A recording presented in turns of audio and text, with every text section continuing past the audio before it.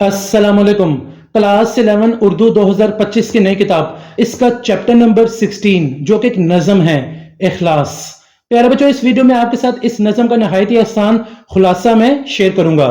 Video start کرنے سے پہلے میری آپ سے ریکویسٹ ہے، اگر آپ نے میرا چینل ابھی تک سبسکرائب نہیں کیا تو جلدی سے میرے چینل کو سبسکرائب کر لیں، ویڈیو کو لائک کر لیں۔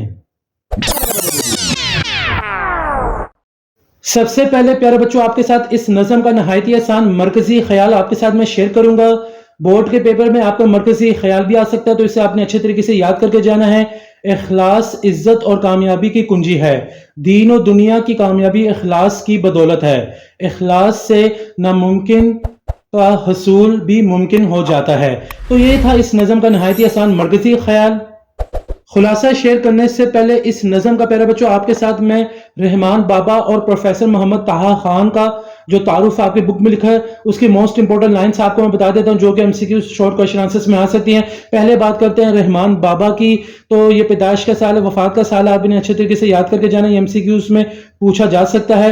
تعارف کی اگر بات کریں تو آپ یہ دیکھ سکتے ہیں میں نے کچھ لائن انڈر لائن کی ہوئی ہیں، تو آپ نے ان لائنز کو اچھے طریقے سے پڑھ کے جانا ہے، یاد کر کے جانا ہے، یہاں سے آپ کے ایم سی کیوز اور شارٹ کوسچن آنسرز آ سکتے ہیں۔ پروفیسر محمد طہا خان کی اگر بات کریں تو یہ ان کا پیدائش کا سال، وفات کا سال، آپ نے اسے بھی یاد کر کے جانا ہے، ایم سی کیوز میں پوچھا جا سکتا ہے۔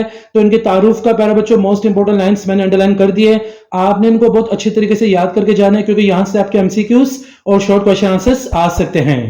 خلاصہ اب آپ کے ساتھ اس نظم کا میں شیئر کرتا ہوں۔ اس نظم میں شاعر نے اخلاص کی اہمیت و عظمت کو واضح کیا ہے۔ شاعر کہتا ہے کہ اخلاص وہ اعلیٰ صفت ہے جو انسان کو آسمانوں کی بلندیوں تک لے جا سکتی ہے۔ اگرچہ زمین سے آسمان تک کا سفر مشکل ہے، مگر اخلاص کی طاقت سے یہ سفر بھی آسان ہو جاتا ہے۔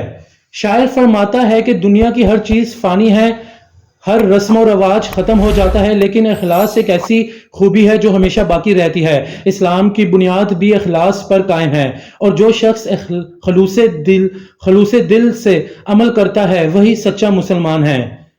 شاعر محبت کے جذبے کو اخلاص سے جوڑتا ہے اور کہتا ہے کہ اگر صیاد شکاری بھی محبت کے دامن سے کام لے تو ہمہ جیسے نایاب پرندے کو بھی قابو پا سکتا ہے۔ شاعر آخر میں کہتا ہے کہ اگر کسی گفتار میں مٹھاس ہو تو حیرت کی کوئی بات نہیں، کیونکہ وہ اخلاص سے نکلا ہوا کلام ہوتا ہے جو دراصل اللہ کا پیغام ہوتا ہے۔ امید کرتا ہوں آپ نے اس نظم کا مرکزی خیال اور خلاصہ لکھ لیا ہوگا۔ ایک نئی ویڈیو میں آپ سے پھر ملاقات ہوگی، مجھے اجازت دیں، جزاک اللہ۔